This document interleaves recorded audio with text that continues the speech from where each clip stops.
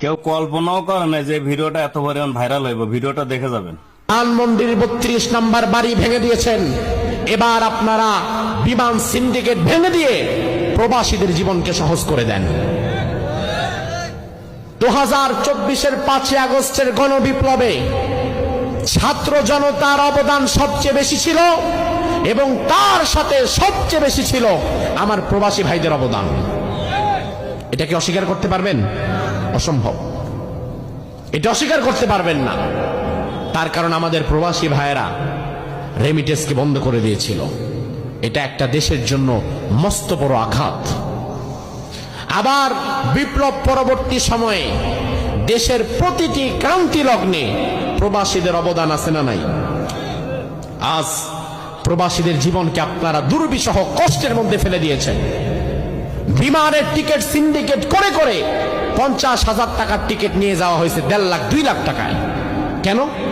একজন প্রবাসী দেশের বাহিরে যে কাজ করে, একজন প্রবাসী দেশের বাহিরে যে কাজ করে, সে মামু বাড়ির মধ্যে কাজ করে না। একজন প্রবাসী দেশের বাহিরে যে কাজ করে, সে রাজা বাদশার হালতে কাজ করে টাকা উপার্জন করে না। সে শুয়ে বসে খেয়ে টাকা উপার্জন করে না। একজন প্রবাসী দেশের বাহিরে যে কাজ করে, সে নিজের রক্ত ঘাম পানি করে এরপরে টাকা উপার্জন করে। সে কোটি কোটি টাকা লুটপাট করে না। সে কোটি কোটি টাকার লুটপাটের সাথে জড়িত না। সে ভুয়া রাজনীতি করে পয়সা কামায় না। সে পরিশ্রম করে মাথার ঘাম পায়ে ফেলে পয়সা কামায় একজন প্রবাসী। ওই প্রবাসী কেন 2 লাখ টাকা দিয়ে টিকিট কিনবে? কেন 1 লাখ টাকা দিয়ে টিকিট কিনবে? তার জন্য টিকিটের দাম কম করুন। বিমানের সিন্ডিকেট ভেঙে দিন।